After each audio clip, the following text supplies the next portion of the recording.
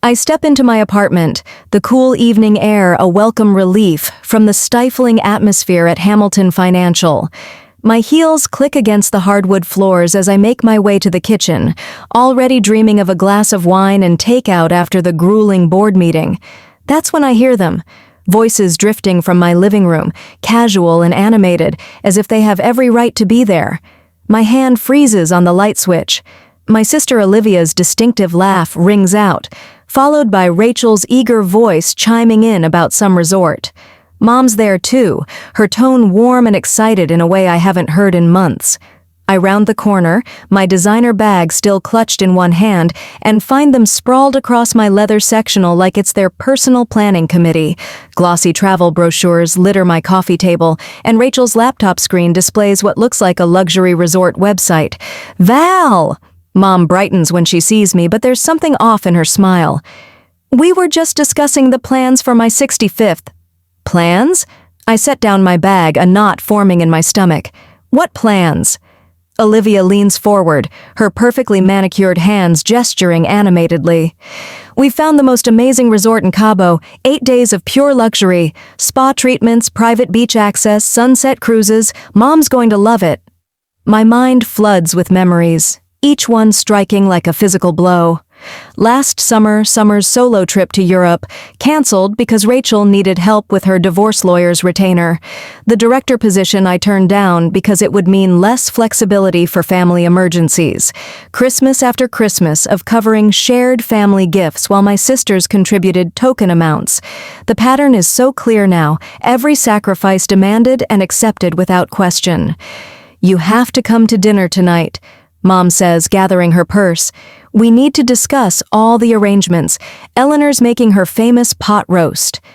2 hours later, I sit at my mother's ornate dining table, surrounded by the familiar trappings of family gatherings. Crystal glasses catch the light from the chandelier, and photographs line the walls, carefully curated moments of family history. The smell of pot roast fills the air, but my stomach is too tight to eat. So it's settled then, Eleanor announces, passing the green beans. We'll drop off the kids that Friday morning. I've written down all their schedules. Soccer practice for the twins, Emma's dance class, and Charlie's allergies, of course. The crystal glass nearly slips from my hand. What kids? The children, dear. Mom dabs her lips with a napkin. All 6 of them. You'll be watching them while we're at the resort. The room seems to tilt on its axis. You're planning to leave me with 6 children under the age of 8? For 8 days? Well, you're so good with them, Rachel chimes in, and it's not like you have any other commitments. The words echo in my head, each repetition stripping away another layer of denial about my place in this family. Every holiday spent cooking while they relaxed, every financial emergency I've solved, every time they've assumed my time was theirs to command. Have you even considered inviting me on this trip? The words come out barely above a whisper. Olivia laughs, the sound brittle. Val, be realistic. Someone needs to watch the kids. I sit there, paralyzed, as the conversation flows around me. The chandelier light suddenly feels harsh, the family photos on the walls more like an indictment than a celebration. My eyes move from face to face, Mom's practiced indifference, Olivia's casual dismissal, followed by Rachel's eager compliance, searching for any sign that they understand what they're doing, any flicker of empathy or recognition. There is none. My hands rest on the white tablecloth, trembling slightly. Years of choices stretch behind me, and an impossible decision looms ahead. Do I swallow this betrayal like all the others, or do I finally say enough? The answer feels just out of reach as I sit frozen in my chair, the happy chatter of dinner plans washing over me like acid. In this moment of paralysis, one thought cuts through the chaos with perfect clarity. Whatever I decide next will change everything. Resistance. I sit at my desk, methodically sorting through financial records downloaded from Hamilton Financial's secure portal. The screen's blue light casts harsh shadows across my modern apartment as evening settles in. My fingers tremble slightly as I cross-reference each digital entry with the stack of printed emails and texts I've been secretly collecting. The truth emerges in cold, hard numbers. $4,500. My supposed contribution to Mom's celebration scattered across a web of transactions. Restaurant charges at places I've never been, home repairs I never approved, and there, buried in the details, payments for the luxury resort that I'm apparently not good enough to visit. My throat tightens as I make precise notes in the margins, building my case. Each annotation feels like another crack in the foundation of what I thought was familial love. The evidence doesn't lie. They've been using me as their personal ATM for years. My phone buzzes. A text from Olivia. Don't forget to check the kids' allergy lists before next month. I close my eyes, letting the weight of manipulation settle over me, the casual presumption that I'll fall in line, watch their children, fund their escapes. It's all there in black and white. The next morning, I arranged to meet my sisters at the Brood Awakening. The coffee shop's warm lighting and gentle buzz of conversation feel at odds with the storm brewing inside me. Olivia arrives first, perfectly coiffed in designer wear that I suspect I helped finance. Rachel trails behind, already wearing her signature look of concerned disapproval. We need to talk about the resort trip, I say as they settle into their seats. My voice sounds steadier than I feel. Olivia's smile freezes. What about it? I pull out the first printed email, sliding it across the table. Maybe we should start with how my contribution was actually spent. Oh, Val, not this again. Rachel leans forward, her wedding ring catching the light. You're single. You don't understand how expensive it is having kids. Family has to help family. Family. The word tastes bitter. I spread out more documents, each one a testament to years of exploitation. Is that what you call using my money for spa days and home renovations without my knowledge? Olivia's perfectly manicured fingers drum against the table. You're being dramatic. Everyone knows you're the responsible one, the successful one. It's not our fault you chose career over family. Chose my laugh sounds hollow. Like I chose to cancel my Europe trip last summer to cover your divorce lawyer, Rachel, or chose to turn down the director position because Mom needed someone flexible for emergencies. That's different, Olivia snaps, her composure cracking. You're acting like we owe you something? You do. My voice carries an edge I've never heard before. You owe me respect? Consideration. The basic courtesy of asking before you spend my money or volunteer my time. Rachel's eyes narrow. Just because you're alone doesn't mean I'm not alone. The realization hits me as I say it. I'm just not your resource anymore. Olivia stands abruptly, her chair scraping against the floor. If you're going to be difficult about this, maybe you should skip dinner on Sunday. Give yourself time to think about your priorities. I gather my evidence, tucking each paper away with deliberate care. My priorities are perfectly clear, for the first time in years. They leave in a flutter of self-righteous indignation, but I remain at the table, hands wrapped around my cooling coffee. The cafe continues its gentle hum of activity around me, oblivious to the seismic shift that just occurred. For the first time, I've challenged the narrative they've written for me, the script they've expected me to follow without question. My phone lights up with a message from Marcus Reed, my colleague at Hamilton Financial. Noticed some unusual patterns in those transactions you asked me to review. Got a minute to talk? I text back a quick confirmation, feeling the first spark of validation. I'm not imagining things. The exploitation is real, documented, and about to meet its match. The afternoon sun casts long shadows across Crescent Grove Park as I settle onto my favorite bench beneath the sprawling oak tree. This spot has always been my refuge, a place where the gentle rustle of leaves drowns out the doubts that plague me after every family confrontation. My phone rings. Marcus. I've been reviewing those transactions, he says without preamble. His voice carries the measured tone I've come to associate with his most careful analyses. There's a pattern here that goes beyond casual financial oversight.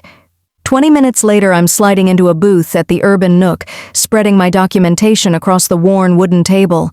Marcus sits opposite me, his typically pristine suit jacket draped over the chair, sleeves rolled up as he pores over my evidence. Look at these timestamps. He points to a series of entries. The contributions weren't just misused, they were systematically diverted through multiple accounts. I've seen similar patterns with clients who've experienced financial exploitation. The word hits like a physical blow. Exploitation.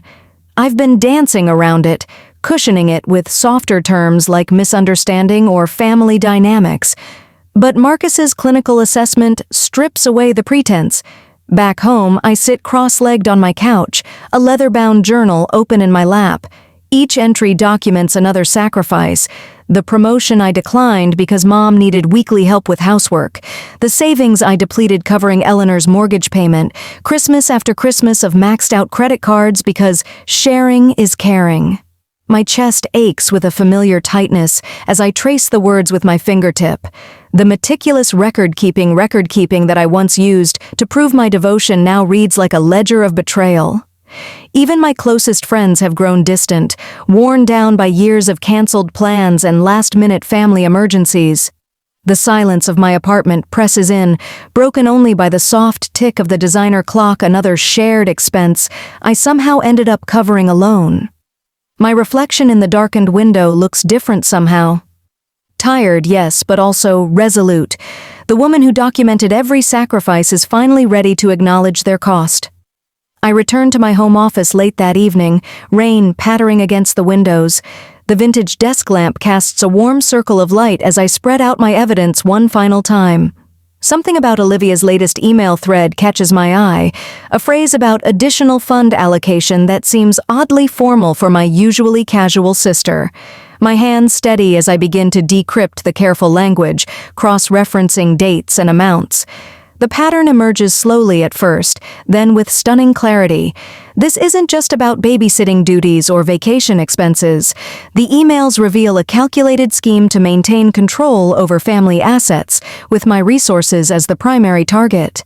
I save the document, then print a copy with trembling fingers.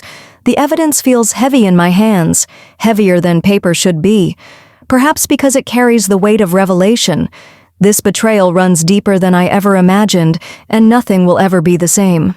Counterattack. My phone buzzes against the glass desk for the 100th time this morning. Rain pelts the windows of my corner office at Hamilton Financial, matching the storm brewing in my inbox. Olivia's latest Facebook post glares up at me from the screen.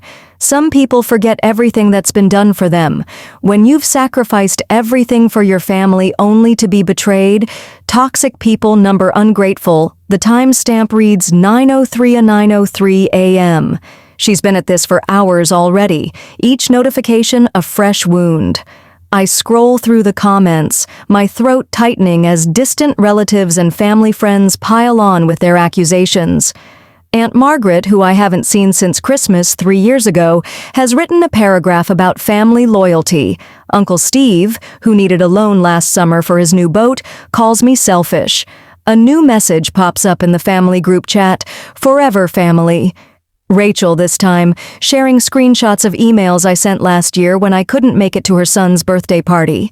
I was in London closing a $1 million deal for the firm. The deal that helped pay for her divorce lawyer 2 months later. "Remember this?" she writes, "always too busy for family. Now we know where Val's priorities really lie." My hands tremble as I set the phone face down. The polished surface of my desk reflects a woman I barely recognize. Hair perfectly styled, designer blazer immaculate, eyes haunted. The morning light catching on my silver pendant seems to mock the chaos erupting across my social media accounts. A text from my mother. "Eleanor is devastated. How could you do this to the children?" The glass of water by my keyboard ripples with each shaky breath I take. Inside my chest, something that's been bending for years finally threatens to snap. I pick up my phone again. Open my voicemail. 3 new messages. "Val, it's Jessica." My cousin's voice drips with manufactured concern. "I just can't believe what I'm hearing. After everything your sisters have done for you." Delete. "Valerie Marie Thompson, you call me back this instant." Delete. "Hey, it's Marcus." The familiar voice of my colleague cuts through the noise. "Saw the posts. Let's grab coffee. You shouldn't be alone right now." My finger hovers over the delete button. then drops. Through the rain-streaked windows, I watch the city pulse with morning traffic. Each car represents someone moving forward, someone choosing their own direction. The thought hits me with startling clarity. I've spent so long being the family rock that I've forgotten how to move at all. A new notification lights up my screen. Olivia again, this time sharing photos from last Thanksgiving. There I am in the background, cooking while everyone else poses for pictures, carrying dishes while they open presents, always in motion, always in service, never really seen. The trembling in my hands stills. I close my eyes, draw in a breath that feels like the first one I've taken in years. The rain drums against the windows, a steady rhythm that drowns out the chaos of notifications. In this moment of quiet, something shifts inside me. A fault line finally giving way, revealing bedrock I didn't know I had. My phone rings, startling me. Benjamin Carter's name flashes on the screen. My old mentor, retired now, someone I haven't spoken to in months. I answer before I can think better of it. Valerie. His voice carries the same steady authority I remember from my early days at the firm. I saw what's happening. Are you all right? I'm fine, I say automatically, then catch myself. Actually, no, I'm not. Good. The word surprises me. That's the first honest thing you've said to anyone in years, isn't it?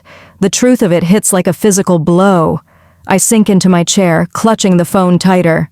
Listen carefully, Benjamin continues. I've watched you build your career on precision and integrity. You analyze million-dollar deals without flinching. Yet, you let your family treat your life like a resource to be mined. Why? They're family, I whisper, but the words sound hollow even to me. No. His voice carries the weight of experience. There are people who've learned that your strength is profitable to them. There's a difference. Something breaks loose in my chest, not the snap I feared earlier, but a release, like a knot finally coming undone. What do? You do what you've always done best, Valerie. You strategize, you plan, and then you act with the same precision you bring to every other aspect of your life. I'm already reaching for a pen, muscle memory from countless meetings with him kicking in. I need to meet Marcus, I say. I need to start gathering evidence. Now that sounds like the Valerie I mentored. Pride colors his voice. Remember, your compassion isn't weakness, but it's time to extend some of that compassion to yourself. The urban nook's warmth wraps around me like a blanket as I push through the door, oversight. 20 minutes later, 30 minutes later. Marcus waves from our usual corner booth, already waiting. The coffee shop's familiar scent of roasted beans and pastries grounds me as I slide into the seat across from him. I ordered your usual, he says, pushing a mug toward me. Though I'm thinking this conversation might need something stronger than a cappuccino. I wrap my hands around the warm ceramic, letting it chase away the last of the morning's chill. I need your help, Marcus. Already on it. He pulls out his tablet, turning it to show me a carefully organized folder structure. I've been documenting every post, every comment, and I've got contacts in legal who specialize in cases of financial exploitation. Whatever you need, Val, you're not alone in this. The lump in my throat makes it hard to speak. I take a sip of coffee instead, using the moment to compose myself. I need to build a case, I say finally. Not for legal action, not yet, but I need to understand exactly what's been happening, all of it. Marcus nods, already typing. Start at the beginning. Every financial transaction, every emotional manipulation. We'll map it all out. Later that night, I sit in my study, surrounded by the evidence of years of systematic exploitation. My laptop screen glows with folder after folder of screenshots, financial records, text messages, each one a small betrayal, now organized into a damning pattern. The rain has stopped, leaving the city windows streaked with trails that catch the light from nearby buildings. I've been at this for hours, methodically building a case that would make any of our firm's auditors proud. Every sacrifice, every manipulation, every moment I said yes when I should have said no, all of it documented and dated. A new email notification breaks my concentration. From Olivia, sent to an address I don't recognize. My cursor hovers over the forward icon. She must have included me by mistake. The subject line reads, Special Fund Allocation. I open it. My breath catches as I read, then read again. The coded language is subtle, but after 15 years in finance, I know exactly what I'm looking at. A secret account, multiple transactions, a pattern of financial maneuvering that explains so much about the past few years. My hands are steady as I hit print. The evidence I've gathered tonight is a foundation. But this email, this is the key that will unlock everything. I stand, walk to my window. The city sparkles below, 1,000 lights reflecting off rain-slick streets. Somewhere out there, my family is probably still posting, still plotting, still certain of their control. They have no idea what's coming. Counterattack.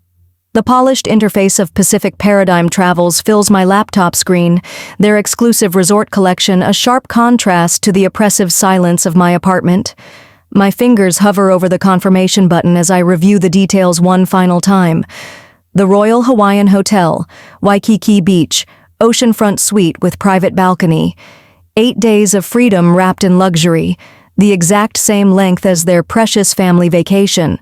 I document every transaction meticulously, flight reservations, hotel confirmation, even the private car service from the airport. Each receipt gets immediately filed into an encrypted folder, building my arsenal of evidence one PDF at a time. The satisfaction settles deep in my chest as I compose 2 separate encrypted emails. Marcus's response arrives first. All systems go. Ready when you are. Benjamin's follows moments later. Op-ed drafted. Just waiting for your signal. ATM for years. My phone buzzes. Again, the 7th time in an hour. Olivia's name flashes across the screen, but I let it go to voicemail. Instead, I open the family group chat she's dubbed Forever Family and watch the messages pour in like digital venom. Valerie, this is completely unacceptable. You can't just disappear when the family needs you. Mom is devastated. How could you be so selfish? Rachel's contribution comes next. A poorly edited photo of me from last Christmas, annotated with snide comments about family loyalty. The image spreads across our extended family's social media like a virus, accompanied by increasingly hostile speculation about my character. She follows it with a barrage of doctored images, each one designed to paint me as the ungrateful sister, the family traitor. My hands don't shake as I document each post, each comment. Let them show their true colors. Have you seen what they're posting? Marcus's voice crackles through my AirPods. It's getting ugly out there. I've seen it. I minimize the family chat and pull up the counter campaign we've prepared. Are you ready? Everyone's in position. Benjamin's op-ed drops in the Metro Times tonight, and I've got screenshots of every manipulative text they've sent you for the past year. Just say the word. I think of the carefully cultivated image my sisters have built, the perfect daughters, the devoted mothers, the pillars of our community. Do it. The response is immediate and overwhelming. Number stand with Valerie trends locally within hours as Marcus releases his timeline of evidence. Benjamin's piece cuts through their carefully constructed narrative like a scalpel, exposing the years of financial and emotional exploitation. Comments pour in from colleagues, community leaders, even family friends who've witnessed their behavior firsthand. My cousin Jonathan's message catches me off guard. I had no idea it was this bad, Val. The way they treated you. I'm so sorry. The family video call that evening is a masterclass in disintegration. Aunt Margaret's pinched expression fills my screen as she demands explanations. Olivia, these messages they're sharing. Did you really expect Valerie to pay for everyone's Christmas gifts last year? You don't understand, Olivia snaps, her voice trembling with barely contained panic. A glimpse of Rachel appears in another window, her face flushed with anger. Need what? Rachel cuts in, her voice sharp with fear. Shut up, Olivia! The video glitches, freezing on their expressions of mounting horror as their united front crumbles in real time. Years of careful manipulation unravel in minutes. Through it all, I sit in silence, letting their own words do the work for me. Later that night, thunder rolls outside my window as I sort through my digital archives in my private study. The email from Olivia catches my eye, one I'd nearly forgotten about from 6 months ago. My breath catches as I read it again, seeing the detailed instructions for manipulating family funds with new clarity. My hands tremble slightly as I hit print. The pages emerge warm from the printer, each one more damning than the last. I create a new digital folder labeled Final Evidence and secure the physical copies in my safe. Every calculation, every scheme, every manipulation laid bare in black and white. The thunder crashes again as I prepare my public statement detailing the full extent of their betrayal. My phone lights up with a text from Marcus. Live stream scheduled for tomorrow. Are you ready to end this? I look around my quiet apartment, thinking of the oceanfront suite waiting for me in Hawaii, of the freedom that's finally within reach. Lightning splits the sky, and this time, it feels like applause. Ready to talk? I text back. Time to finish what they started. I close my laptop and walk to the window, watching the storm rage outside. Tomorrow I'll deliver the final blow, the evidence that will shatter their forever. But tonight, I savor the calm before my own storm, knowing that for the first time in years, I'm the one holding all the power. The Royal Hawaiian confirmation email chimes on my phone, 8 days of peace waiting on the other side of tomorrow's war. I smile, thinking of my sisters scrambling to contain a situation that's already far beyond their control. Let them try to spin this. Some things just can't be manipulated back into place. Revenge. I stare at my phone screen, watching the notifications flood in. Olivia's latest attack unfolds in real time, a carefully crafted legal notice from Preston and Associates threatening action over breach of familial financial agreements. The timestamp reads 10:03 at 10:03 a.m., right on schedule. Rachel's social media barrage follows 3 minutes later. My sister's performative grief spreads across Instagram, Facebook, and Twitter like a choreographed dance. Family means supporting each other, she writes beneath a strategically edited video clip of last Christmas. The footage conveniently cuts before I handed her a check for her divorce lawyer. The Forever Family group chat erupts with a symphony of message alerts. I watch the manipulation unfold with clinical detachment, noting how Olivia's carefully worded email to the extended family lands in my inbox at precisely 10:15. Just straightforward appreciation for work well done. My phone chimes with a text from Rachel. I notice my hands don't shake anymore when I see her name. I delete the message unread, a simple act that once would have sparked days of anxiety. Now it feels as natural as breathing. Evening finds me at the Urban Nook, a cozy bistro where warm lighting turns everything golden. Marcus raises his glass in a toast, his eyes crinkling with genuine warmth. To new beginnings, he says, and our small group, allies who stood by me through the sentiment. Benjamin shares a story about his own family breakthrough, and Lisa describes her latest art exhibition. Their laughter and support wrap around me like a familiar blanket, proof that family isn't defined by blood but by choice. Later, in my hotel suite, I approach the antique key displayed in its handcrafted glass case. Mother's gift, once a chain disguised as trust, now transformed into a symbol of my liberation. I run my finger along its intricate pattern, remembering how it used to burn in my pocket like a brand of obligation. Tonight, it's just a key. Beautiful, perhaps, but powerless to lock me into anyone else's expectations. The evening air draws me to my balcony. Below, tourists stroll along Kalakaua Avenue, their voices carrying up on the breeze. The sun dips toward the horizon, painting the sky in brilliant oranges and purples that seem to set the whole world ablaze. I lean against the railing, letting the peace of the moment wash over me. This is freedom, not the absence of responsibility, but the power to choose which burdens to carry. This is evolution, not the severing of all bonds, but the strength to forge connections that nurture rather than drain.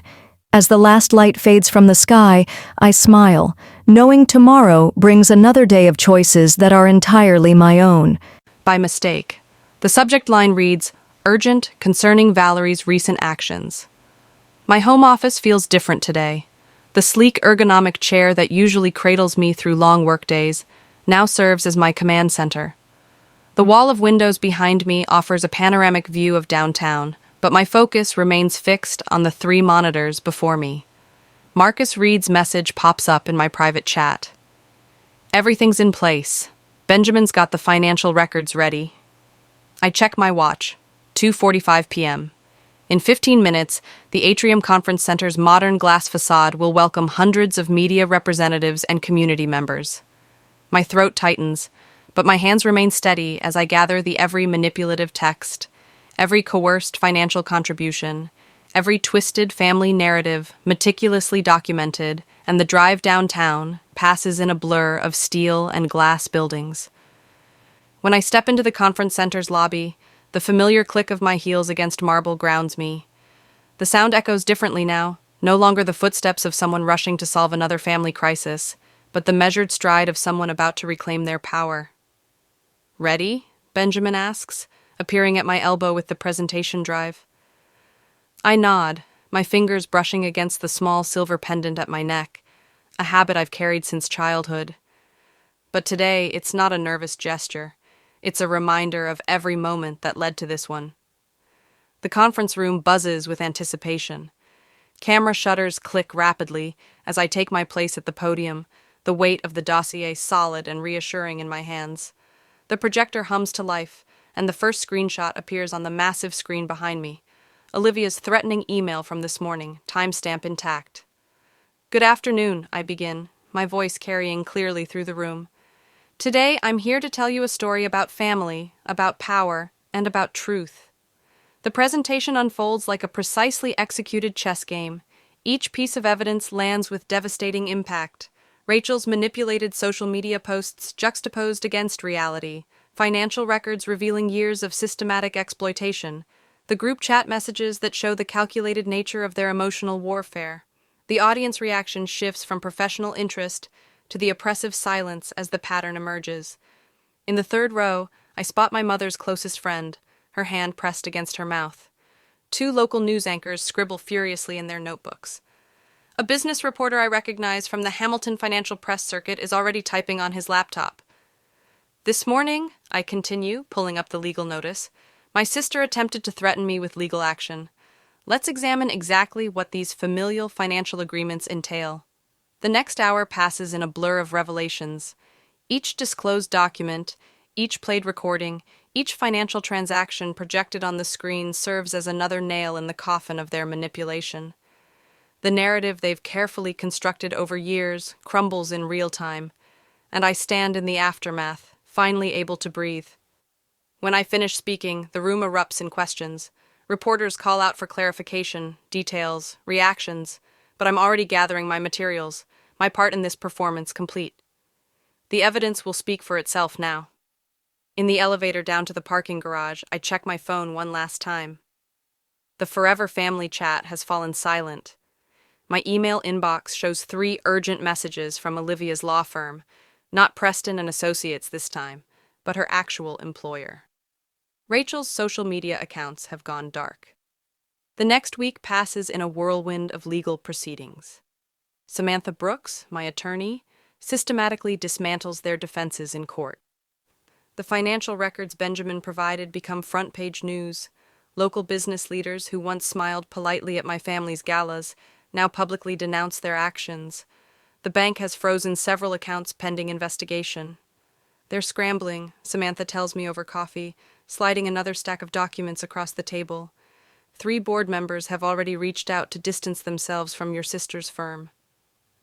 The final confrontation happens at Willow Grove Estate, where it all began. The grand house looms against the darkening sky as I pull into the circular driveway. Inside, the familiar crystal chandelier casts shadows across concerned faces, extended family, board members, community leaders who've known us since childhood.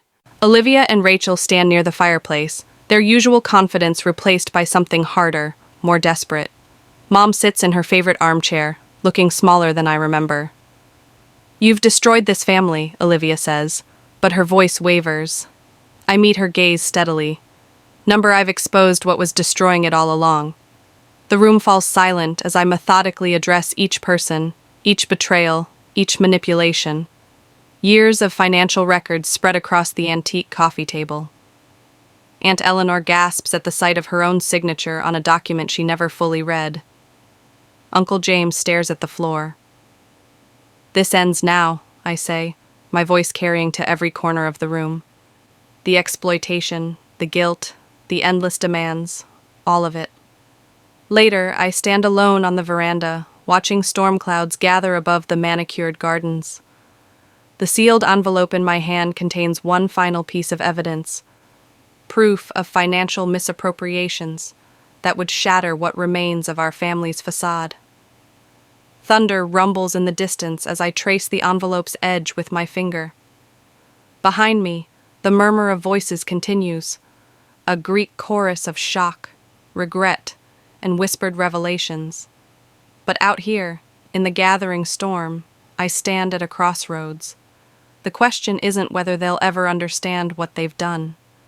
The question is whether understanding would change anything at all. Evolution. The ocean breeze caresses my skin as I step onto Waikiki's pristine shore, my bare feet sinking into sand that feels like crushed velvet.